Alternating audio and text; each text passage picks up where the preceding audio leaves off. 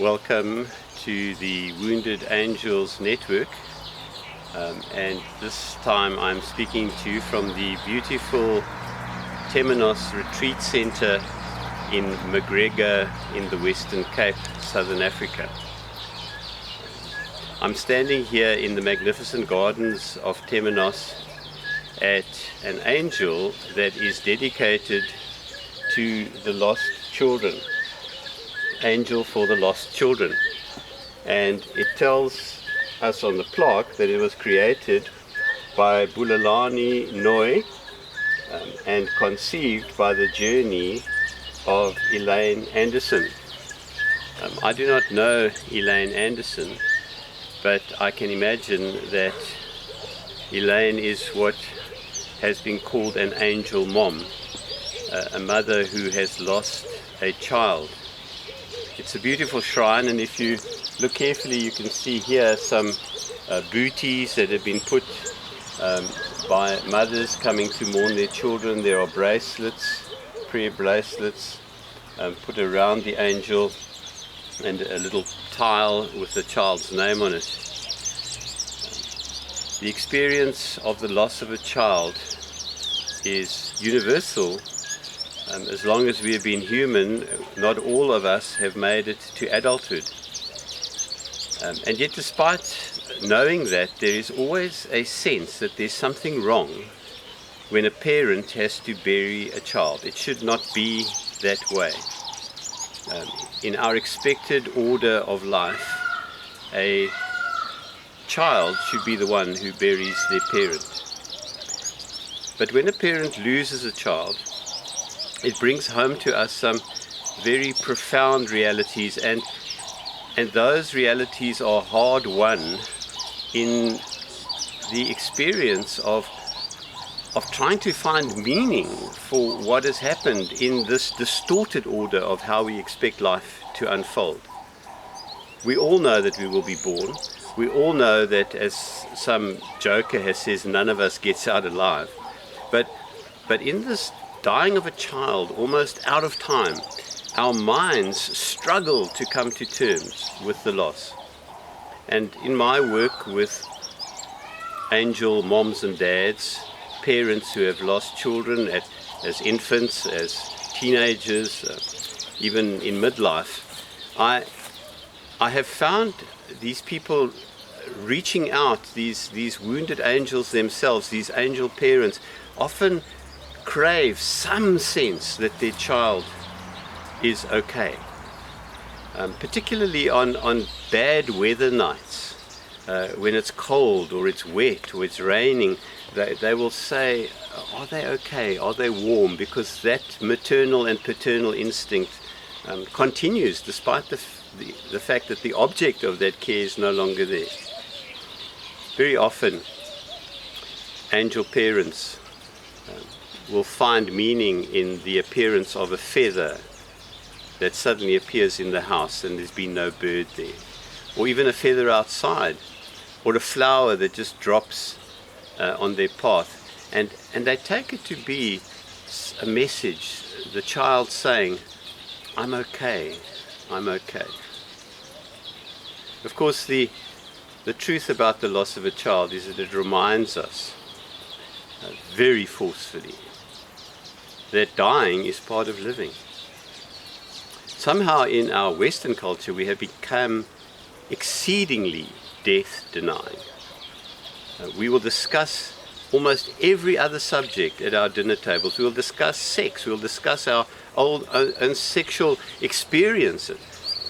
But if you want to kill a conversation at a dinner table, say, gee, I really went to a nice funeral the other day.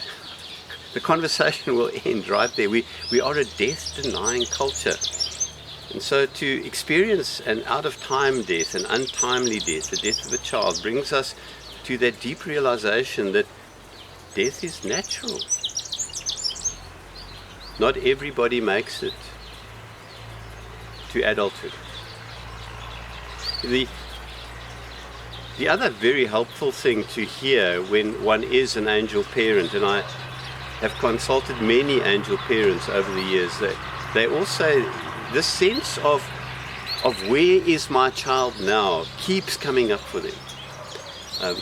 And a colleague and therapist has given me this beautiful image, which says how she says to her clients who come to her for help and for guidance in grief, she says to them, imagine the most beautiful picture you can, the most magnificent piece of art that you can imagine, whether it's a landscape or a mountainscape or a seascape. Imagine the most beautiful picture that you can imagine, the most beautiful location you can imagine. Wherever your child is a million times better than that. We cannot imagine how wonderful life beyond this life is, and very often that's enough for a parent to recognize that their child is okay. And whether or not you believe in hells and heavens and levels, the truth is that our children who die are okay. In fact, they might be more okay than we are, because we are the ones who are living with the grief. We are the ones who are still struggling with the pain. We are the ones who have to celebrate every anniversary, every birthday, every Christmas with the empty chair at the table. The third point that I'd like to make to bring this home is the beautiful picture, a million times better than that, the reality that death is part of life. Holding those together, you might be saying, but isn't that just a projection out there somewhere? And where is this wonderful picture place that you're asking me? Is it beyond our solar system? Is it far away? How do I reach my child? No. The truth about those who die is that they don't go far away. In fact, over many years of working with death and dying of people of all ages, I've come to realize that in death, the only thing that changes is the physical presence. Everything else continues. The relationship, the love, the reciprocal sense of being remains. All that is changed is that there is no one with skin on, the physical presence. But heaven, however you picture it, isn't far away. Wasn't it Jesus who said the kingdom of God, that wonderful place, is within us?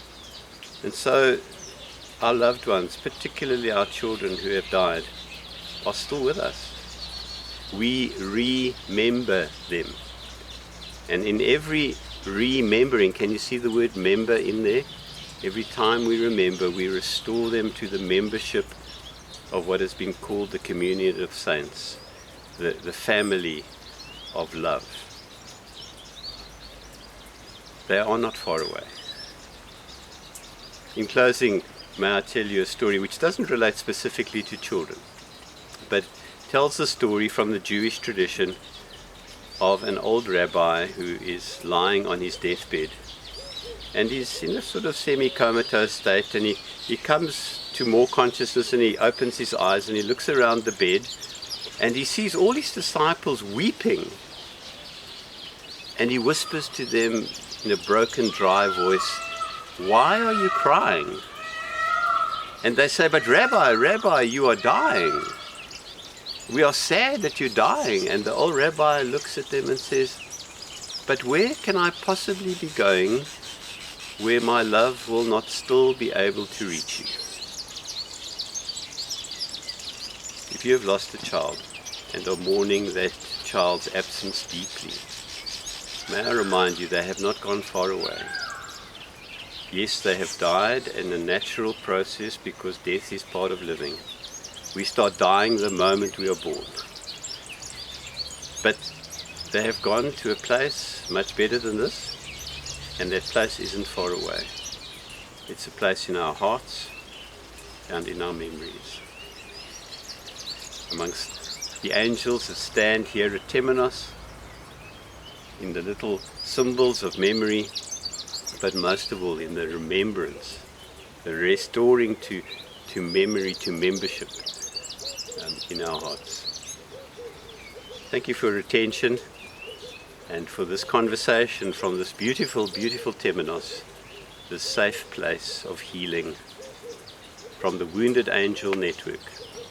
If you would like to at any time connect with me in a one-on-one Skype or Zoom interview, please just send an email that you will see coming up at the end of this video. Thank you once again from the Wounded Angel Network, teaching wounded angels how to fly.